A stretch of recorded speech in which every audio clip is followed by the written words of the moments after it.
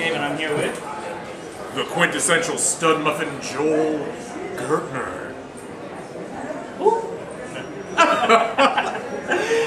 A lot of us remember him from, let's say, the golden age of ECW, the golden age of wrestling, mid to early 90s.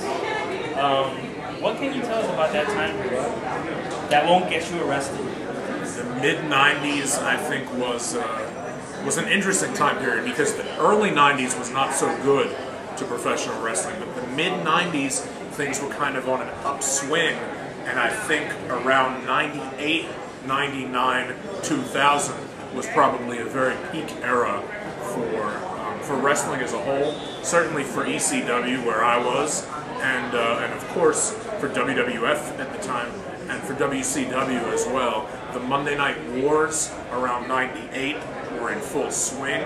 And so, yeah, the mid to late 90s, I think, were definitely a great period. And perhaps, as far as speaking cyclically, it was the last golden age that professional wrestling really has had. Because things kind of changed in 2001, where ECW went by the wayside, so did WCW. Everything kind of became monopolized. Yeah. And then in 2002, TNA picked up. But really, for the last decade, things haven't been the way they were in the second half of the 90s. So yeah, I think it was a great time, certainly for me, to come along, break into the business at the age of 16 in 91, and then kind of do some indies until 93, 94, start with ECW in 95 and be there until 2001. For me, that was a blessing, and it was a great time to come up and kind of earn your stripes in the professional wrestling industry. Now, how did you break in? You said you just mentioned you broke in at 16. Is that something that's the norm, or is that something that's very rare to have somebody young starting off at the age of 16? I mean, it's not unprecedented. It's happened before. Many people have started out in their teens. Michael Hayes started out very young. Terry Gordy, I believe, started around the age of 15 or 16. Many people have started around that time.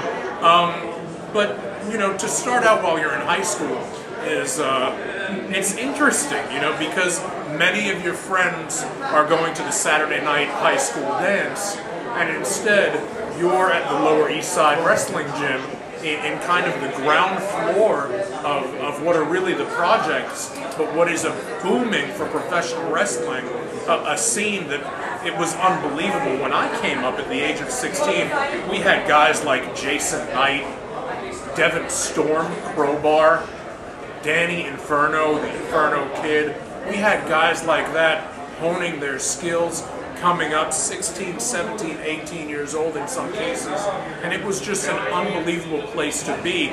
There would be some shows where I was managing Damien Demento versus Doink the Clown, Matt Bourne, but because it was being done for free to expose the wrestling school on the Lower East Side, my payoff was rum and coke and arroz con pollo.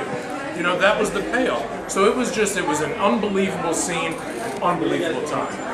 Now, looking back fondly at that time period, and now looking to what you're doing now, what is your current project? Well, right now what I'm doing is basically I'm freelance, I'm independent.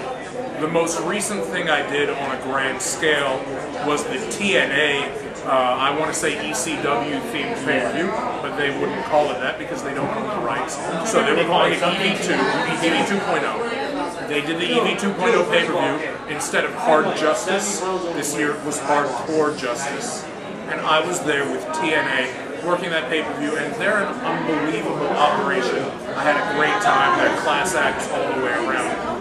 That's what I did most recently. Beyond that, I'm just trying to do whatever I can do, keep myself in the limelight, and keep people entertained.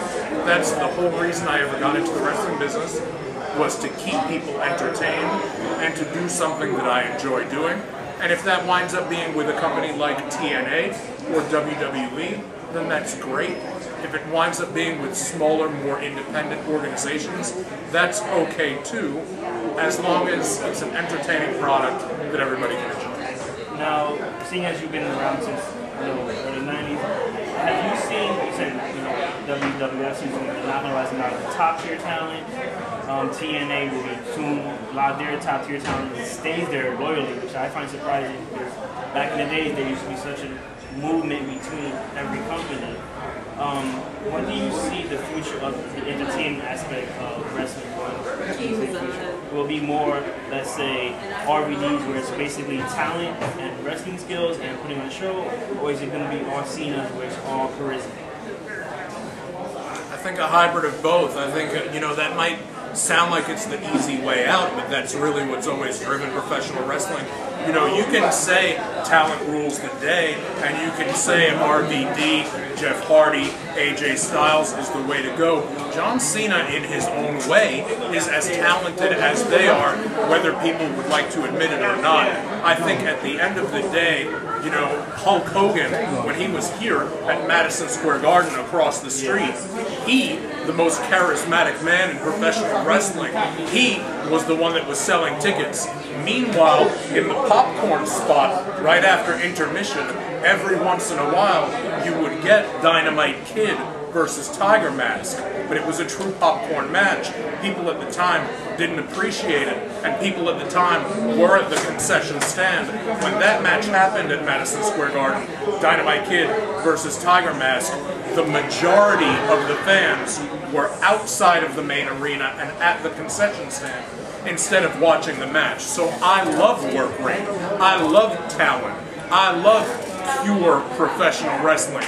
At the end of the day, it's all professional wrestling as presented by ECW when we would give you a 7-course meal, work rate, comedy, hardcore, everything there was to appreciate about professional wrestling. At the end of the day, you want to have the broad scape, the full palette of everything that professional wrestling is. So what rules the day?